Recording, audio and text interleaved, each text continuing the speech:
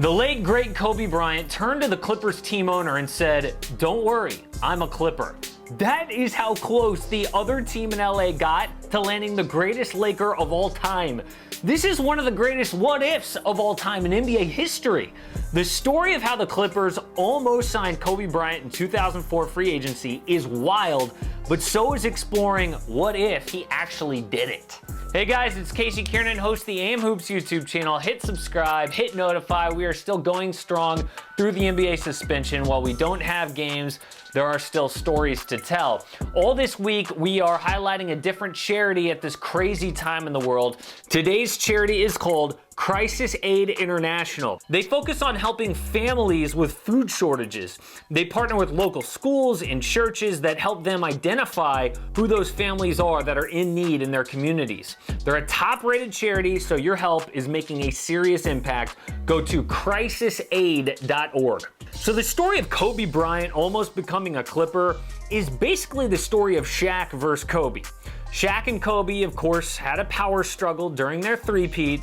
When Shaq was traded to the Lakers in 1996, the year Kobe was drafted, Shaq was already a big star. So the natural way of things was for Shaq to kind of be the big brother, Kobe the little brother. And you know with Kobe Bryant how he's wired, the Mamba mentality, that being the little brother thing was not going to last forever. But what helped it last a little while at least is that old saying, winning cures all. 3 straight championships for the Shaq and Kobe Lakers. Toward the end of the three-peat is when the relationship got heated though.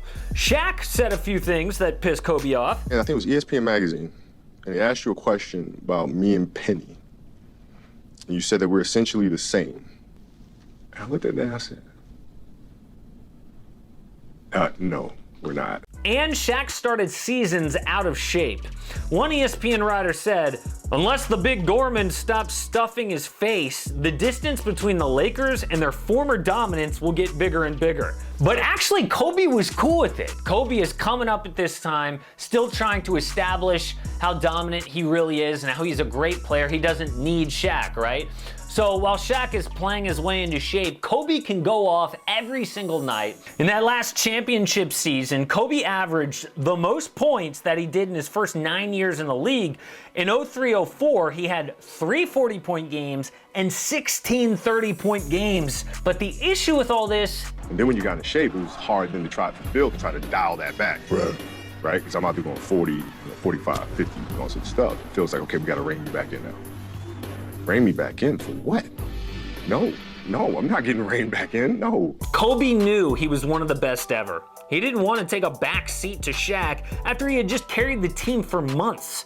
At the beginning of that final season together, things got ugly. Kobe gave an explosive interview to ESPN in late October.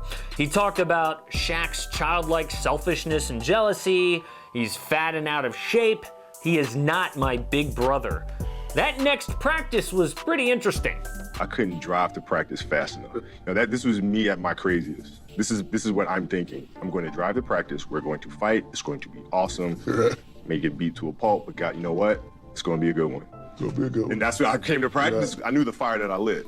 I knew what I said, and he knew what he said. You knew what you said, and you said, okay, this is it. They didn't get into a fist fight or anything, but the relationship between Shaq and Kobe starting that season was dead. They're like a married couple at that point who still lives together, but the divorce isn't finalized. What officially ended it was losing in the finals in 2004. Kobe says it was his fault. He regretted not working the newest Lakers into the system better. Gary Payton, Karl Malone, and others. The Lakers lost to the Detroit Pistons in the finals, and they also lost one of Shaq or Kobe. And this is where the what if almost happened. In 2004, Kobe Bryant was an unrestricted free agent. He was in talks with a couple of teams, the Chicago Bulls and the LA Clippers. See, the Clippers had messed up not drafting Kobe. Some within the organization wanted to draft the son of former Clipper Joe Jellybean Bryant at 7th overall. Instead, they took Lorenzen Wright. Horrible draft decision, but that's another video. The Clippers didn't want to mess this up again. 2004 was really a turning point for the Lakers organization. Phil Jackson agreed to leave, Kobe entering free agency, and he was less than 60 days from the start of the Colorado trial. The Clippers wanted to be that fresh start that Kobe needed. Their GM was Lakers legend Elgin Baylor, and at the time he told reporters, quote, "We're prepared to do whatever's necessary to make this as easy a decision as possible for him. We think we represent the perfect option for him." The Clippers offered Kobe a 6-year deal worth over $100 million. They made that offer at a luxury hotel in Newport Beach where Kobe lived. It was Elgin Baylor, Mike Dunleavy, team president Andy Roser, owner Donald Sterling, and Kobe. What happened in that meeting was told by Clippers Hall of Fame broadcaster Ralph Lawler. Quote, "They made their pitch to Kobe and it was a very strong one because it seemed apparent to everyone at that point that Kobe and Shaq just could no longer coexist. Then it's time for Kobe to excuse himself and go, and Donald Sterling walks him to the door.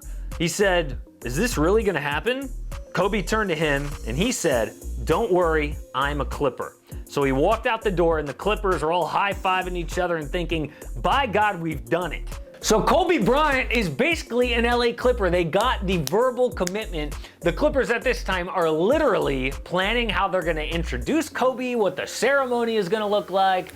Then Kobe picked up the phone. He wanted to run this decision by a couple of people. The first one was Jerry West. The Logo had drafted Kobe back in 1996, and he was one of the people that he trusted most. West obviously was heartbroken recently about Kobe's passing, but he retold the story about that Clippers conversation. I remember when he was going to lead the Lakers, and I've never really mentioned this to anyone. He was going to come and sign with the Clippers, who I'm now involved with as a consultant.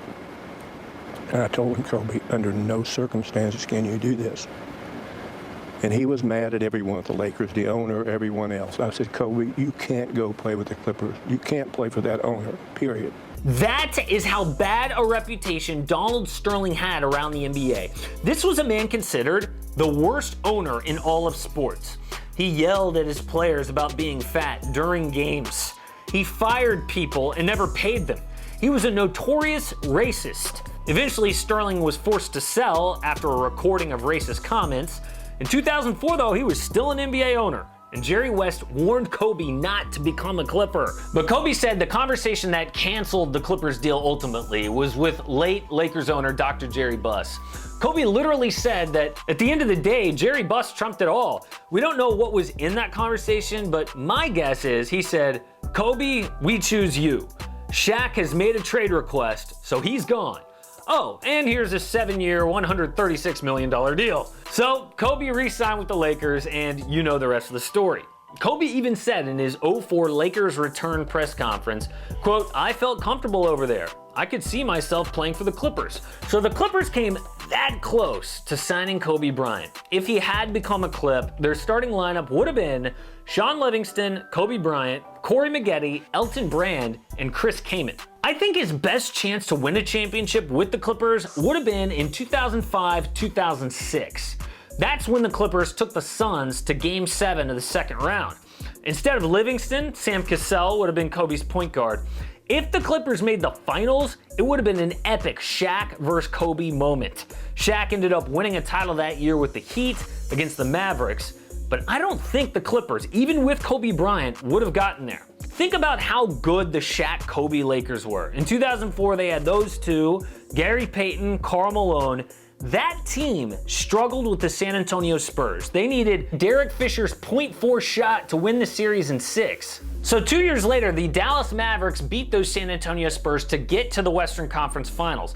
That means Kobe's Clippers would have had to beat the Mavs, who are better than the Spurs. And if Shaq and Kobe had struggled against similar competition, how do you think Kobe and Chris Kaman would have done? I don't think they would have gotten through. So if Kobe had become a Clipper, I think they would have never won an NBA title, maybe never made a finals, and Kobe, knowing how competitive he is, would have finished his career somewhere else. As far as Lakers history goes, it would have been some pretty lean years without Shaq or Kobe after 2004. If they would have bottomed out, the best player in the draft those next 3 years, arguably Chris Paul. If they would have been really bad all the way till 2007, they could have had a shot at Kevin Durant. Would that have meant NBA titles, maybe a dynasty in the future? Maybe, because LA is a free agent destination, but we know of course they wouldn't have won the 09 and 2010 NBA titles. The Clippers could have had the Black Mamba in his prime and stolen him from the Lakers if they didn't have the worst owner in sports. Now, luckily for Clippers fans, this has all worked out since then, but still, it's one of the greatest what-ifs in NBA history.